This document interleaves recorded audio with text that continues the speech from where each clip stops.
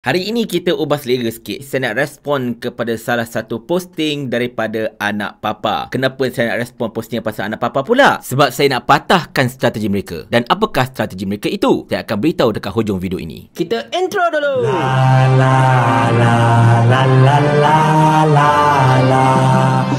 Assalamualaikum warahmatullahi. Macam saya sebutkan di awal video tadi, saya ingin respon pada satu status yang telah ditulis dekat laman social media biru yang mula dengan huruf F oleh seorang anak papa yang saya rahsiakan namanya. Tetapi kita respon juga tulisan beliau ini kerana bagi saya, tulisan beliau ini begitu banyak sekali falasi yang perlu saya betulkan. Tajuk tulisan beliau ini pun sangat-sangat luar biasa, tuan-tuan dan puan-puan sekalian, iaitu ringgit jatuh, masa depan lebih baik. Dia ambil aura Rafizi Ramli. Dia ada mengutarakan 6 poin untuk tulisan beliau pada kali ini. Poin yang pertama, Malaysia mengalami kejatuhan ringgit dalam keadaan ekonomi dan pelaburan terus meningkat. Ini memang sangat-sangat kelakar sebenarnya. Anak papa cuba untuk terus bermain naratif, ekonomi negara kita meningkat, pelaburan kita meningkat, tapi ringgit kita jatuh. Kita nak tanya, ekonomi kita meningkat celah mananya? Sebab kalau kita perhatikan laporan-laporan media, dan ada di antaranya saya telah pun highlight dalam video-video saya sebelum ini, bukan sekadar ringgit kita yang merudum, tetapi bursa kita juga corot. Kita punya equity market juga corot. Segala benda berkenaan dengan ekonomi kita pada ketika ini adalah berada pada tahap yang bawah. Jadi celah mana dia nak kata ekonomi kita meningkat? 5.6% perkembangan KDNK yang diwar-warkan lebih baik berbanding tahun lepas. Come on lah. Of course lah 5.6% itu merupakan unjuran yang memang telah digariskan oleh pakar-pakar ekonomi negara ini dengan mengambil kira pada tahun 2022 ekonomi kita adalah terbaik di seluruh ASEAN dengan perkembangan KDNK purata 8.7%.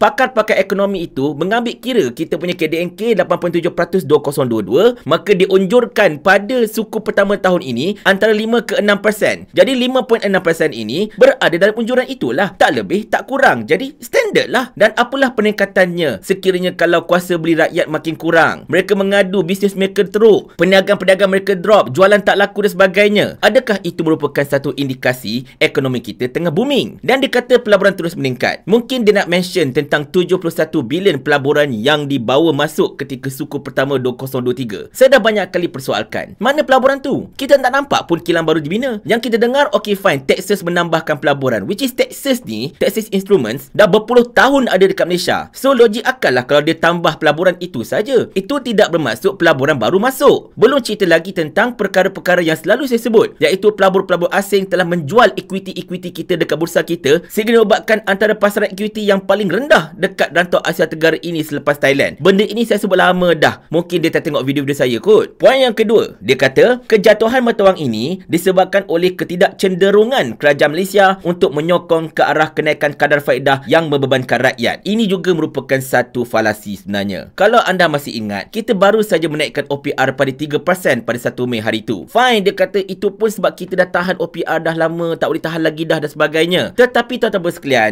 bukan sekali dua Datuk Seri Anwar Ibrahim menyatakan bahawa ringgit kita drop disebabkan oleh interest kita rendah. Banyak kali dia sebut macam tu. Dan itu merupakan satu isyarat betapa kerajaan ini, negara ini memang terpaksa menyaksikan kenaikan interest konon-kononnya supaya dapat bersaing dengan negara-negara luar yang menaikkan kadar interest mereka. Tapi itulah dia. Adakah dengan meningkatkan kadar OPR semata-mata dapat memastikan ringgit kita itu mengukuh? Kita ambil contoh Bas Thailand. Bursa mereka tengah drop. OPR mereka pun 2% je. Anda boleh Google sendiri. Tetapi mata wang mereka jauh lebih kukuh berbanding dengan ringgit Malaysia. Dan dianggap sebagai antara mata wang di rantau Asia Tenggara ini yang semakin menokok bersama-sama dengan peso Filipina. Jadi kenaikan OPR ke whatever ke memanglah ada faktor. Tetapi bukanlah satu-satunya faktor berkenaan dengan kejatuhan mata wang ini. Kenapa beliau tidak menyebut tentang kejatuhan mata wang ini disebabkan oleh para pelabur luar menjual equity mereka? Benda ini disebutkan oleh Estu Awani, disebutkan oleh Reuters kalau tepatnya. Di mana Reuters melalui satu laporan, dia kata penjualan besar-besaran equity-equity kita dekat bursa ini menyebabkan lambakan ringgit dekat pasaran dan seterusnya menurunkan nilai ringgit. Bukan berbanding USD semata-mata, tetapi berbanding dengan beberapa mata wang asing di seluruh dunia. Kenapa dia tak sebut benda tu? Perkara ketiga yang disebut ialah ianya juga berimpak dari kesan sabotaj individu tertentu yang menjual ringgit kepada USD dengan jumlah yang begitu besar. Ini memang klasik PMX punya style. Kerajaan Madani ini punya style. Meletakkan kesalahan pada bahu orang lain.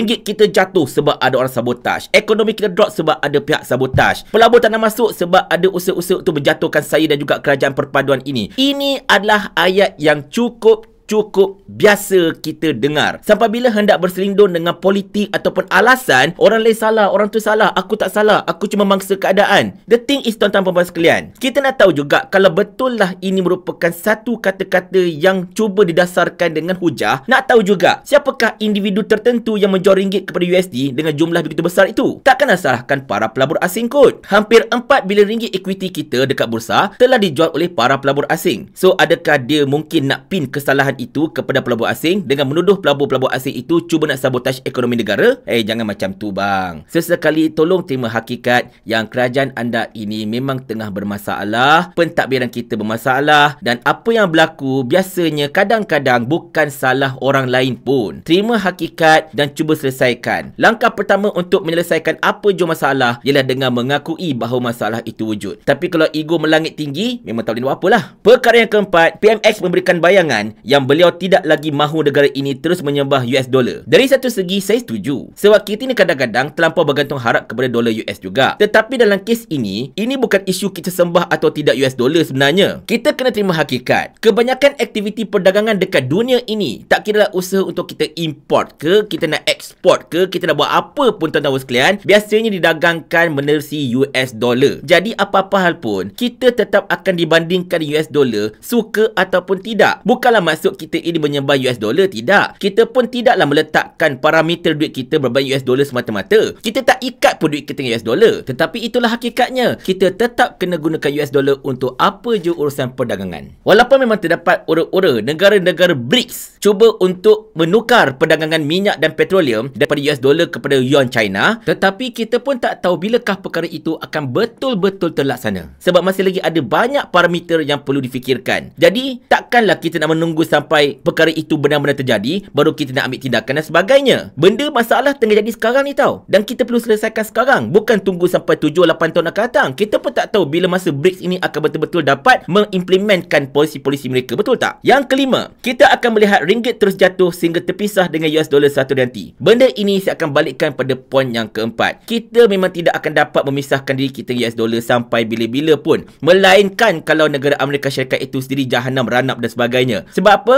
Macam saya katakan tadi, aktiviti perdagangan dunia, import, ekspor dan macam-macam lagi tetap menggunakan US dollar. Kerana itulah tuan-tuan perempuan sekalian, US dollar terus mengukuh walaupun negara Amerika Syarikat tengah mengalami masalah, nak default dan sebagainya. Penutupan bank-bank terkemuka dekat US, ianya tidak memberikan impak langsung kepada US dollar. Even benda itulah yang sebenarnya mengukuhkan nilai US dollar, bukan disebabkan oleh kadar faedah dekat US yang begitu tinggi pun. Kadar faedah itu memang agak membantu untuk mengukuhkan nilai US dollar. Tetapi selagi ada permintaan untuk membeli US dollar bagi urusan perdagangan dunia, selagi itulah nilai US dollar akan terus mengukuh. Poin yang keenam ini memang sangat-sangat merisaukan saya sebenarnya, iaitu dia kata semoga PRU yang ke-15 adalah PRU yang terakhir. Yang ini saya nak tahu apa maksud sahabat kita ini. Kenapa dia kata semoga PRU 15 adalah yang terakhir? Adakah dia nak kata bahawa lepas ni tak nak lagi PRU dah, biar Datuk Seri Anwar Ibrahim terus menguasai kerajaan, terus mentadbir kerajaan secara diktator tanpa ada PRU, rakyat tak boleh undi parti lain untuk menjadi kerajaan ke apa-apa ke? Maka Datuk Seri Anwar Ibrahim dan Kerajaan Pakatan Harapan Barisan Nasional ini akan kekal menjadi kerajaan sampai kesudah. Adakah itu maksud beliau? Dan sekiranya kalau itulah maksud beliau, maka tidakkah kata-kata ini seolah-olahnya hendak berlawanan dengan Perlembagaan Malaysia? Dan seterusnya merupakan satu tindakan treason atau pengkhianatan kepada Yang di-Pertuan Agong. Yang ini saya cakap terus terang, saya kurang gemar bunyi ayat ini sebenarnya. Jadi tuan-tuan dan puan sekalian, kenapa saya nak respon terhadap tulisan oleh orang yang tak siapa-siapa ni? Sebab saya nak mematahkan strategi mereka. Dan strategi mereka memang macam ini. Seorang mewujudkan satu naratif dan mereka akan share berjemaah supaya benda itu akan masuk ke dalam minda rakyat dan dianggap sebagai benda itulah yang betul, benda inilah yang benar dan sebagainya. Maka tugas saya tuan-tuan sekalian, walaupun dengan kekurangan ilmu ini, saya cuba untuk mematahkan naratif ini ataupun sekurang-kurangnya untuk membetulkan beberapa ayat yang saya kira langsung tak tepat. Yang paling penting tuan-tuan sekalian, masalah ini memang benar-benar wujud dan kerajaan wajib untuk mengenal pasti dan juga mengatasinya. Tetapi kita cuma boleh menasihatkan, kita cuma boleh memberikan cadangan kepada mereka. In the end of the day, kerajaan ini kan kerajaan mereka. Dan bak kata Sani Hamzan, kerajaan ni kerajaan kami, jadi ikut suka kami lah. Paling kurang aku ada formula. Ni kau ada menteri belah lambat ni satu formula pun tak ada. Otak letak dekat mana? Saya ulang. Sampai Abang Jamil mampus.